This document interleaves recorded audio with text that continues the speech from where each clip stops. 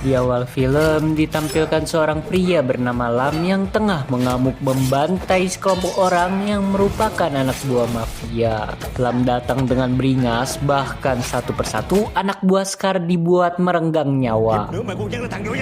Lalu saat Lam ingin masuk ke dalam sebuah ruangan, ia dikejutkan oleh istrinya Scar, tapi terlihat Lam tak ingin membunuh istrinya sebab tak ada sangkut paut alias tak bersalah. Lalu terjadilah duel antara Lam melawan bos mafia.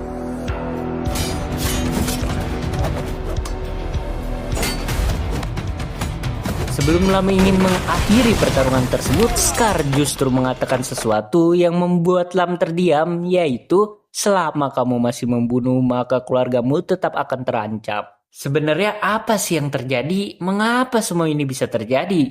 Dan inilah Bad Blood. Singkat cerita, 20 tahun kemudian, kini Lam bekerja sebagai pekerja harian dengan kehidupan yang lebih damai daripada sebelumnya. Lalu Lam diorder oleh dua pria, kita panggil saja Asep dan Tony, untuk membantu mengangkat barang-barang berharga. Awalnya terlihat baik-baik saja, tapi sampai ketika datanglah sebuah truk jasa pemindahan barang yang asli, yang ternyata Asep dan Tony adalah sekelompok pencuri.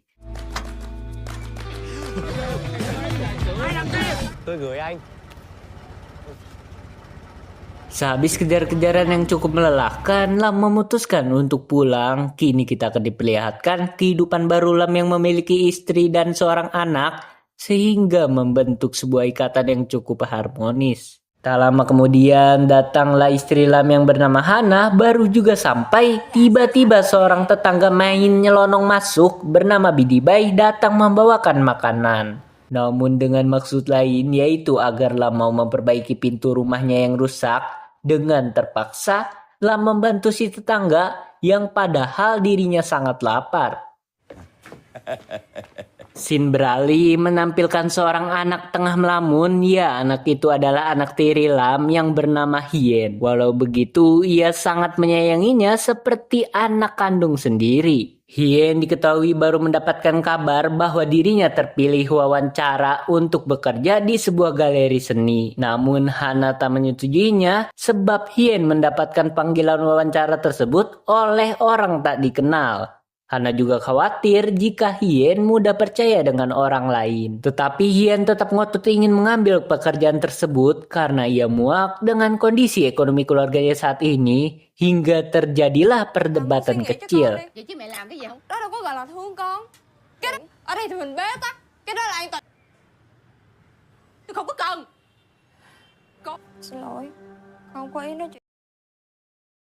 Bahkan Hien menolak untuk diantar dan memilih ikut dengan pria bernama Tien yang baru ia kenal. Kepergian mereka dilihat oleh tetangga dan dari raut wajahnya seperti curiga dengan sosok pria yang bernama Tien. Singkat cerita, Hien mengabarkan kepada ibunya terlihat sang anak yang sudah sampai di tempat kerja, namun sampai saat ini Hien ternyata belum dipanggil wawancara. Karena Lam melihat Hana yang cemberut dan kesal dengan tingkah anaknya, Lam pun mengajak istrinya untuk berdansa. Hay là thằng nào bảo kê cho anh, quyết định vậy đi. Nhảy vô.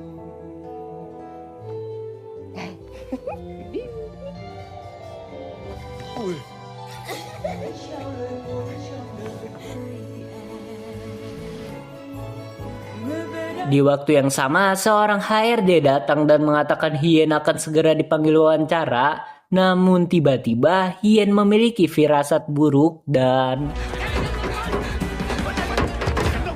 Benar saja, firasat buruk dari seorang ibu. Kini Hien ditangkap oleh sekelompok penculik wanita yang tidak akan segan-segan menjual Hien.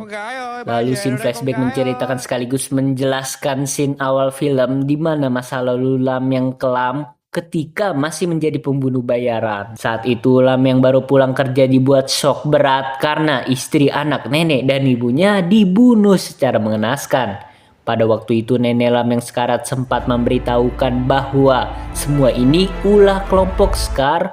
Sontak Lam dipenuhi amarah dan langsung mendatangi kediaman Scar. Anh lại mơ thấy gì hả? Tiba-tiba Lam terbangun dari mimpinya seakan menandakan firasat buruk yang akan terjadi. Keesokan harinya, Lam dan Hana mendatangi kantor polisi karena berniat untuk melaporkan anak yang hilang. Akan tetapi, polisi justru memintanya menunggu lebih lama lagi dan seolah lambat dalam menangani kasus ini.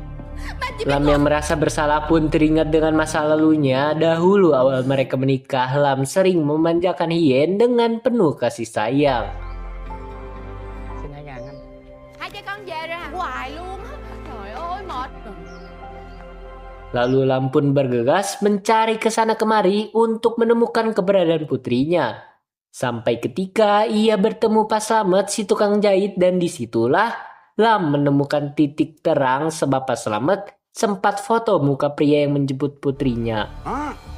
Saat Lam sampai ke tempat biasa ia mangkal, emak-emak pedagang kopi yang biasa kita panggil saja Ma'is pun memberikan saran kepada Lam untuk bertanya saja kepada Asep dan Tony, yaitu pencuri yang sempat Lam bantu. Sebab mereka berdua siapa tahu punya koneksi dengan kelompok penjahat lainnya sehingga Lam bisa mengetahui keberadaan putrinya. Lalu si Asep pun bersedia membantu dengan senang hati dan tiba-tiba Asep langsung menyuruh bawahannya untuk membunuh pria bernama Tien tersebut. Sontak Lam mendengar kata membunuh mengingatkannya dengan masa lalu hingga membuat dirinya mual. Cháy, con trồn nó bị táo bón. Tổ ra kiếm thằng này. Lalu Asep memberikan secari kertas lokasi keberadaan si Tien, sempat menawarkan bawahannya untuk ikut, namun Lam menolak. Lam pun mendatangi sebuah tempat semacam sauna karena nekat masuk ke ruangan VIP. Lam pun dipukuli oleh penjaga. Karena Lam tak ingin kembali ke dirinya yang dulu, memutuskan untuk menahan diri saja sampai ketika emosi yang memuncak sehingga hal ini terjadi.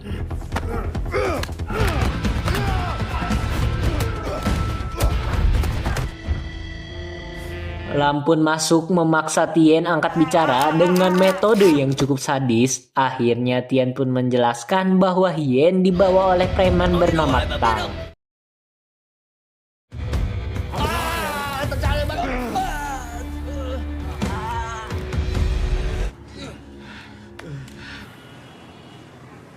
Singkat cerita, Lam menghampiri pasar dan mencari preman tersebut. Karena tahu dirinya sedang diincar, ia langsung melarikan diri dan aksi kejar-kejaran pun terjadi. Namun sayangnya Lam harus tertabrak motor sehingga Tang dapat melarikan diri. Ketika hendak dikejar, Lam dihampiri oleh Lee yang merupakan intel kepolisian dan mengajak Lam ke sebuah restoran. Di sana terdapat komandan bernama Jin yang tahu Lam adalah mantan pembunuh bayaran dan mengatakan untuk berhenti saja mengejar Tang sebab Tang adalah tersangka utama kasus miliknya. Lam menolak dengan tegas karena ya mana ada seorang ayah yang rela putrinya diculik. Singkat waktu, Hana dihampiri oleh Tien dan sekumpulan pria kekar lalu menghajar Hana dan bertanya di mana keberadaan Lam.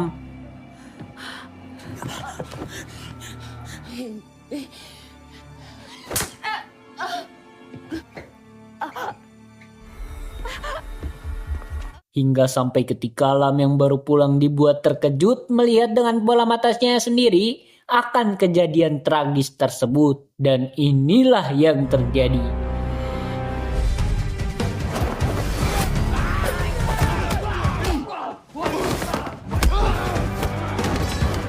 Namun Lam yang tak seperti dulu membuat dirinya harus tumbang. Untungnya salah satu tetangga berteriak ada polisi, membuat nyawa Lam dan Hana kembali selamat. Hana berpesan kepada Lam untuk jangan pernah berhenti mencari putrinya dan disinilah awal kebangkitan sosok Lam yang dahulu. Mereka semua bergegas membawa Hana ke rumah sakit, namun siapa sangka kepulangan Lam adalah keputusan yang salah sebab rupanya Tang datang dan menghabisi Hana. Bố người cũng sẽ qua. Hiền. Em cười. Singkat waktu, ternyata ada satu anak buah Tien rupanya tertinggal dan ditangkap oleh seorang nenek pemilik restoran. Dan segera mengabarkan Asep dan Tony. Mereka berdua pun datang. Terlihat Asep dan Tony sedang menginterogasi dengan cukup mengerikan, yaitu memasukkan benda asing ke dalam anusnya si anak buah Tien. Asep bertanya, "Mengapa kalian mengusik Patu Alam?" Anak buah Tien itu menjelaskan bahwa ia bekerja dengan Pak Tung, yang merupakan bos perdagangan manusia sekaligus pemilik galeri seni terbesar di kota tersebut. Lam pun diarahkan oleh Asep untuk mendatangi sebuah galeri milik Patualing bukan Hero ML bermodalkan lukisan dari Asep yang ternyata harganya tak ternilai. Karena saking berharganya lukisan tersebut, Lam pun membujuk Patualing agar memberikan lokasi tempat keberadaan Tung. Paling pun menjelaskan bahwa Tung adalah pemilik galeri terbesar, namun itu hanya kedok semata untuk menyembunyikan bisnis perdagangan wanita agar dijadikan budak pemenuh hasrat.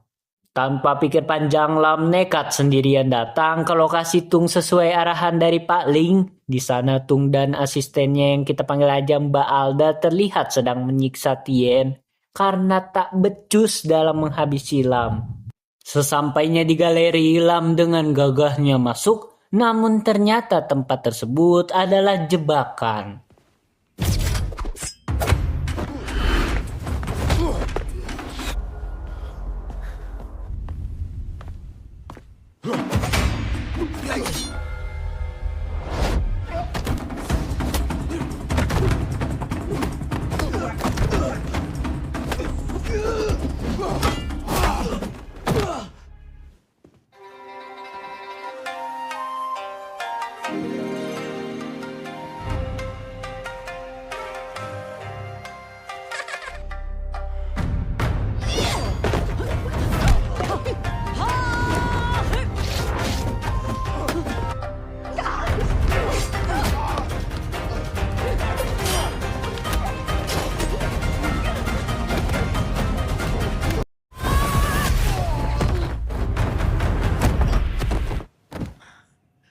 Setelah menghabisi boneka temannya Caki serta para entitas lainnya, hal tak terduga kembali terjadi menimpa Lam sehingga ia dapat dengan mudahnya ditangkap oleh Tung beserta jajarannya. Tang juga memberikan informasi duka mengenai istrinya yang telah dia habisi. Awalnya ingin melawan namun sudah kehabisan energi. Di tengah-tengah keterpurukan, tiba-tiba Asep, Tony, dan gengnya datang dan berhasil menyelamatkan Lam dari kematian. Di saat pingsan, Lam mengingat sebuah mimpi sehabis membantai kelompok Scar. Di saat itu, temannya tiba-tiba datang untuk menghentikan Lam yang semakin brutal. Saat tersadar, Lam pun mengingat bahwa Asep ternyata sahabatnya dahulu. Inilah kenapa Asep sangat baik ramah kepada si Lam, karena ada pepatah yang berkata, pada realitanya walaupun kamu memiliki 1000 teman, ketika hidupmu sedang berada di keterpurukan, maka kamu tidak akan melihat seorang pun teman, melainkan kamu hanya menemukan satu orang yang siap menemanimu meski hal tersebut mengancam kehidupannya. Dan itu adalah sahabat. Di satu sisi, Hien pun juga tersadar di sebuah gubuk. Hien memohon kepada teman-teman barunya untuk membantu dirinya melarikan diri. Lalu tak lama kemudian datanglah penjaga yang memaksa mereka semua masuk ke dalam sebuah mobil. Namun tanpa diduga, Hien berhasil bersembunyi. Di saat melarikan diri, ia terpicut dengan telepon salah satu penjaga yang tertidur. Hien segera mengabarkan ayahnya bahwa dirinya sedang disekap di sebuah pelabuhan.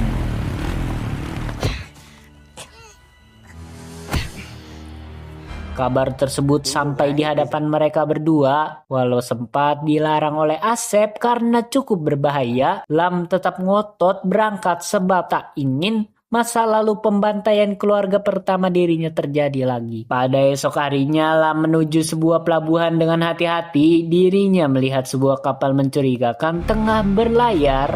Tanpa ragu, Lam mencuri sebuah kapal entah milik siapa dan nekat menyusup ke kapal yang mencurigakan tersebut. Saat Lam menginjakan kaki di dek kapal, ia merasa kebingungan, sepi, hampa, tapi tiba-tiba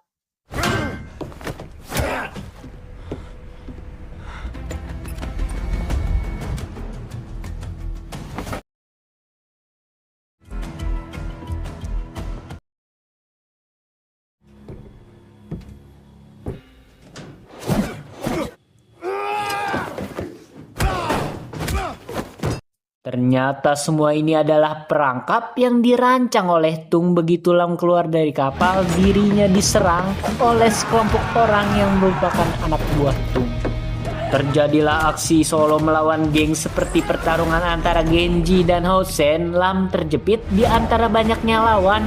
Namun tiba-tiba muncul Asep dan Tony dengan pasukannya, membuat pertarungan semakin panas dan membara.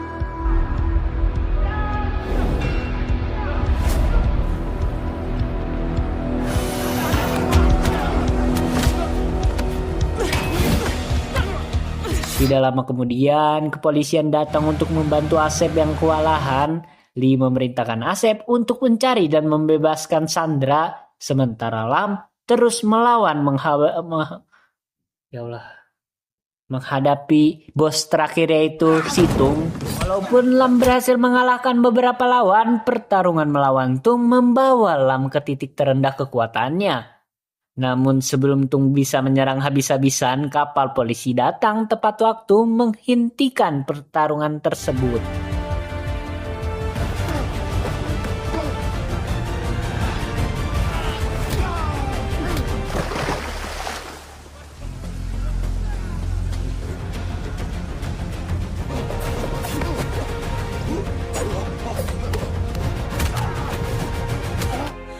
Nhung.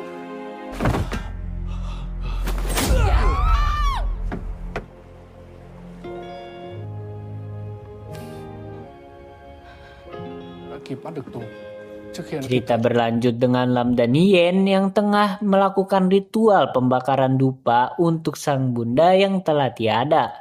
Namun Lam tiba-tiba menyerahkan diri kepada polisi, mengakui kesalahannya di masa lalu, dan begitu pula akhir dari film ini.